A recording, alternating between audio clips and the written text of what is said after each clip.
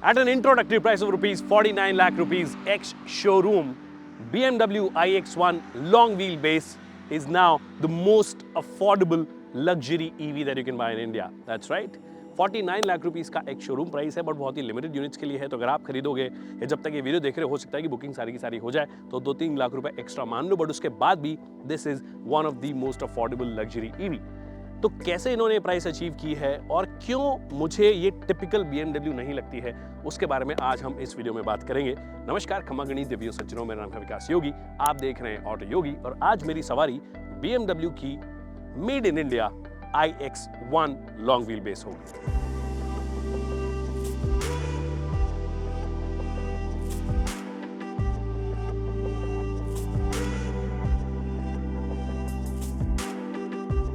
A whole 18 lakh rupees cheaper, that's right. और वो achieve कैसे हुआ है, उसका सीधा लॉजिक है कि भैया आप लोकल असेंबली कर रहे हो। जब मैंने मेड इन इंडिया बोला है तो वो लोकल असेंबली है, ऐसा नहीं है कि थ्रू आउट फ्रॉम ग्राउंड आप यहीं पे बन रही है, बट लोकल असेंबली है, जिसकी वजह से जीएसटी जो है वो मात्र 5% लग रहा है। इसी वजह से जो लोकली बनने वाली सारी गाड़ियां हैं उनमें टैक्सेशन थोड़ा सा कम लगता है।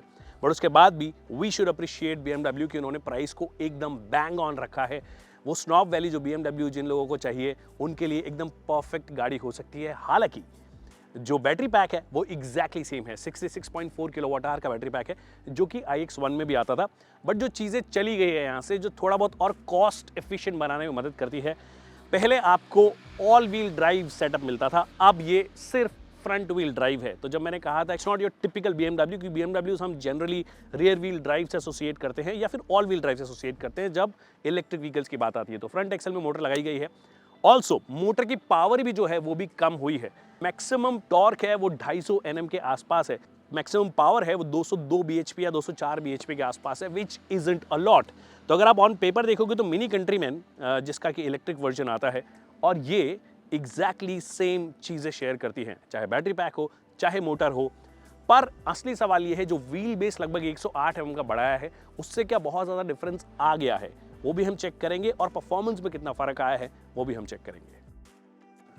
And that one big change is this, space जो है वो और ज़्यादा खुल गया है। तो जो व्हील बेस में इजाफा हुआ है 108 mm का, वो क्लियरली पूरा का पूरा ट्रांसलेट हो रहा है आपके रियर सीट में। जो स्पेस है, स्पेशली जो नी रूम है, वो इतना ज़्यादा हो गया है।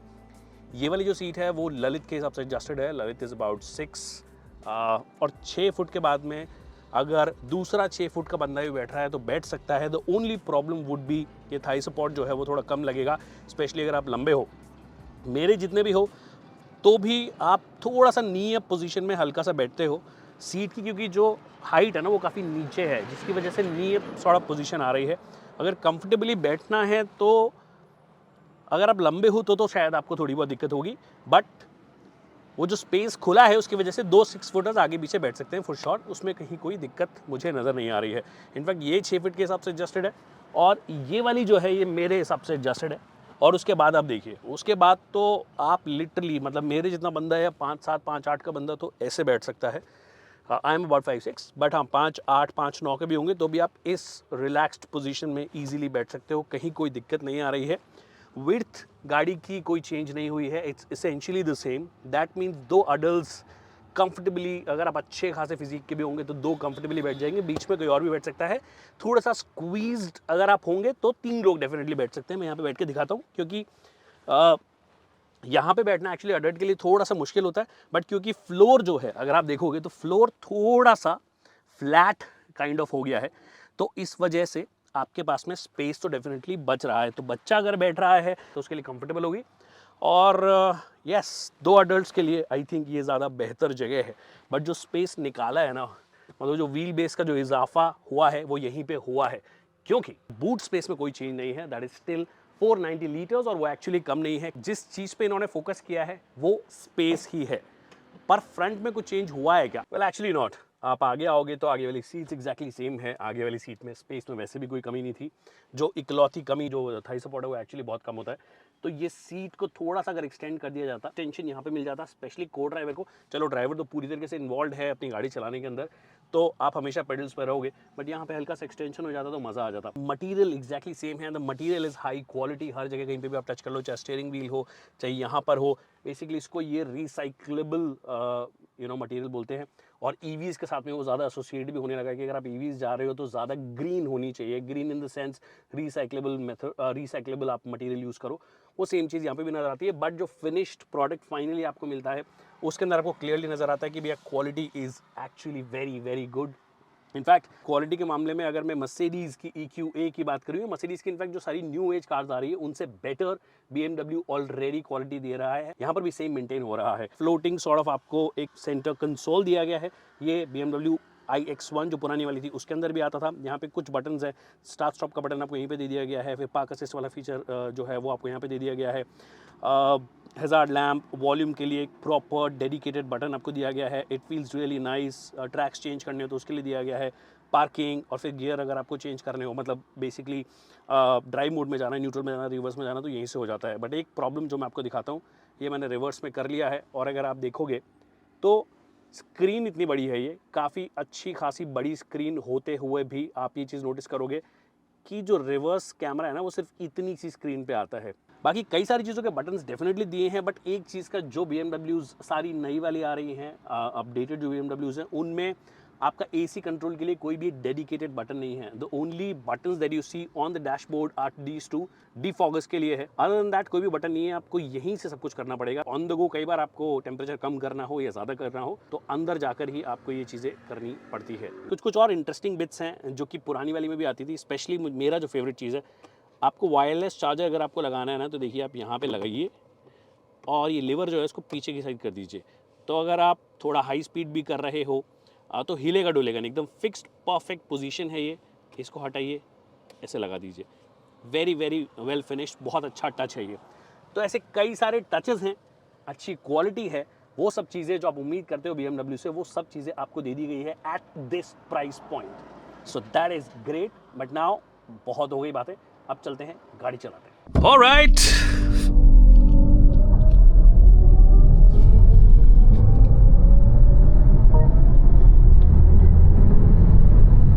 0 to 100 in about 8.6 seconds। तो मैंने जब स्टार्टिंग में आपको बोला था कि ये टिपिकल BMW नहीं है, तो उसका रीज़न यही था कि 0 to 100 करने में 8.6 सेकेंड्स ले रही है, जबकि बहुत सारी एंट्री लेवल इलेक्ट्रिक जो कार्स हैं वो इससे ज़्यादा फास्ट आपको फील होगी। Not entry level but Creta, something like Creta EV, और इनफैक्ट आप उसकी बात कर लीजिए जो अभी महिंद्रा की गाड़ियाँ आ रही हैं वो 6.4 सेकेंड में 0 to 100 करती है, तो वो चीज़ नहीं आपको मिलती है। और उसका सीधा रीज़न जो मैंने आपको बताया था कि पहले डुअल मोटर सेटअप आता था, ऑल व्हील ड्राइव सेटअप आता था। पहले जो टॉर्क थी वो ऑलमोस्ट 500 Nm के आसपास थी, आई थिंक 450 प्लस थी, I don't remember the exact number, but काफ़ी ज़्यादा थी। अब उससे एग्जैक्ट अगर आप हाफ कर दोगे और पावर सिर्फ 204 bhp कर दोगे तो 204-250 Nm you can clearly feel it. तो 0 to 100 में आपको फास्ट नहीं लगेगी, बट अगर आप विद इन स्पीड्स कर रहे हो तो उस वक्त आपको ठीक ठीक फास्ट नज़र आ जाएगी, क्योंकि यहाँ पर आपका मैक्सिमम पावर जो होती है वो ज़्यादा काम आती है। टॉर्क आपकी आउटराइट एक्सेलरेशन में ज़्यादा काम आता है, पुल करने में ज़्यादा काम आता है, but once you are on the move और फिर आप कुछ कर रहे हो तो वो डेफिनेटली आप कर सकते हो। एक और चीज़ जो टिपिकल BMW जैसी नहीं लगेगी वो है इसकी स्टीयरिंग। जो स्टीयरिंग में फील है ना, जो BMW जब आप खरीदते हो तो एक स्टीयरिंग फील के लिए खरीदते हो आप, कि यार एकदम कनेक्टेड फील होगा, इन द सेंस कि आपने जो इनपुट दिया है उतना ही आपका आउटपुट भी आ रहा है। यहाँ पर वो आपको क्लियरली फील होगा कि ये थोड़ी डाइल्यूटेड BMW है। आई थिंक वो अभी भी जो BMW की पेट्रोल या आइस जो गाड़ियाँ होती है, बेसिकली पेट्रोल और डीजल जो गाड़ियाँ होती है, वो अभी भी आपको ज़्यादा बेहतर फील देगी फॉर श्योर। पर यहाँ पे वो डाइल्यूशन हुआ है, और डाइल्यूशन का रीज़न जैसे कि मैंने बोला आपको कि ज़्यादा फैमिली बायर्स को अट्रैक्ट करना है, तो इसी वजह से पावर आउटपुट फिगर्स भी थोड़े से आराम वाले रखे गए हैं। उसके साथ साथ जो सस्पेंशंस हैं वो भी ज़्यादा इंडियन कंडीशंस के हिसाब से वो जैसे लग रहा है कि ट्यून किया गया है। ऐसा है कि ज़्यादा बेटर बम्प्स को, ज़्यादा ख़राब रास्ते पे अगर आप जाओगे तो आपको वैसी वाली फीलिंग देगा कि हाँ ज़्यादा अच्छे से हैंडल कर रही है। दैट्स वाई आई सेड कि ये फैमिली बायर्स को अट्रैक्ट करने वाली BMW है, नॉट योर। अगर अंदर का एंथुजियास्ट है तो अभी भी you have better options with in the BMW, जहाँ पे आप जा सकते हो। ज़्यादा बेटर स्टीयरिंग, ज़्यादा डायरेक्ट स्टीयरिंग, ज़्यादा बेटर सस्पेंशन, ज़्यादा चिपक के चलना, ऐसा बाउंसी नहीं होना, सस्पेंशन का ट्रैवल कंपैरेटिवली कम होना, वो सब चीज़ें आपको उन गाड़ियों में ज़्यादा मिलेगी, इसमें नहीं मिलेगी। तो अगर आप वो उस लेगेसी से आ रहे हो, ओल्ड BMW एंथुजियास्ट वाले हो, उस वाली लेगेसी से आ रहे हो, और उसके बाद आप इसमें आओगे तो आई एम श्योर आप बहुत ज़्यादा इंप्रेस नहीं होगे। बट अगैन BMW को भी मार्केट क्योंकि अपना एक्सपैंड करना है इंडिया के अंदर ही, और इंडिया सेंट्रिक एक गाड़ी भी बनाई है, राइट एंड ड्राइव के लिए लॉन्ग व्हील बेस एक गाड़ी बनाई है, तो उस हिसाब वाली गाड़ी है, तो ऑफकोर्स उनको भी अपना मार्केट बढ़ाना है, और वो लोग भी चाहिए जो एंथुजियास्ट नहीं है। और मैं ये हर ब्रांड आप देखोगे, why Ferrari is doing an SUV और Lamborghini is doing an SUV, technically they should not. उनको हमेशा टारगेट जो करना है वो हमेशा उन्हीं को करते रहें, वो एंथुजियास्ट को। बट अगर उन्हीं को टारगेट करते रहेंगे तो मार्केट का साइज़ नहीं बढ़ता है, एक्सपेंशन नहीं होता है। क्यों चाइना में जाके लॉन्ग व्हील बेस गाड़ियाँ हर ब्रांड कर रहा है? वो इसीलिए कर रहा है क्योंकि उनको मार्केट बढ़ाना है, प्रैक्टिकलिटी पे थोड़ा फोकस बढ़ गया है। तो अगर आप एंथुजियास्ट किस्म के हो तो possibly it's not for you. But अगर आप बहुत ही प्रैक्टिकल फैमिली बायर की जैसे सोच रहे हो, then probably this is the most practical BMW that has come out in a long time, and also well priced. 18 lakh की प्राइस सीधे ड्रॉप होना मजाक की बात नहीं है बॉस।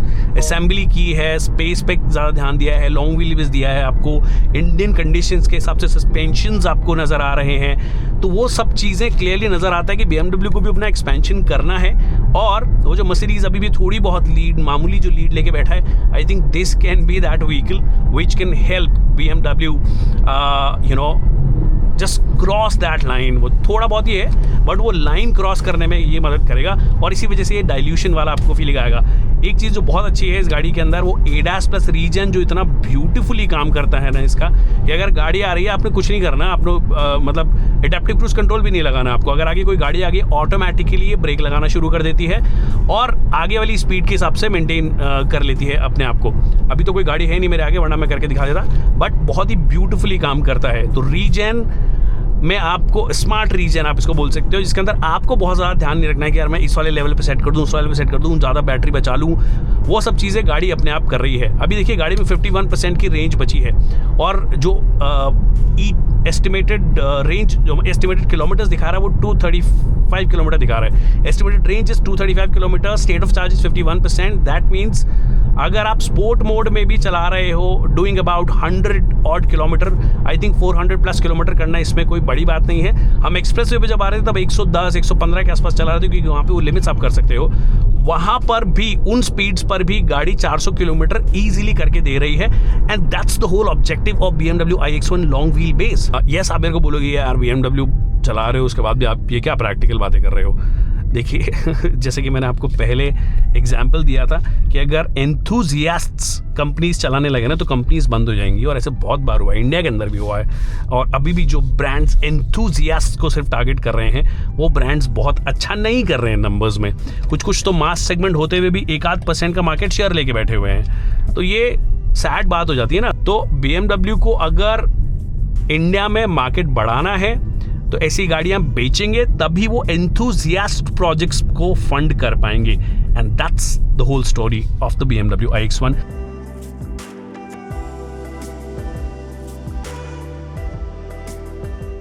अब देखिए बैटरी जो है वो छोटी है, 66.4 किलोवाट आवर की। इसी सेगमेंट में और बड़ी बैटरी पैक्स भी मिलती है। इनफैक्ट अगर आप EV6 या फिर आयोनिक 5 को भी ले लेते हो, वहां पर भी आपको रेंज वाइज भी जो है वो थोड़ा सा ज़्यादा मिलेगा। इनफैक्ट जो इक्विपमेंट है, जो हार्डवेयर है, वो भी आपको थोड़ा ज़्यादा मिलेगा। बट चार्ज करने में कितना टाइम लगता है इफ़ इन केस आप इसको खरीदने का प्लान बनाते हो। रेंज जैसे कि मैंने परफॉर्मेंस में बताया था कि रियलिस्टिकली आप 400 किलोमीटर के आसपास एक्सपेक्ट कर सकते हो। That's what you will get. चाहे आप लगातार 100-110 की स्पीड भी कर रहे हो तो भी आपके पास में 400 किलोमीटर की रेंज मिल जाएगी।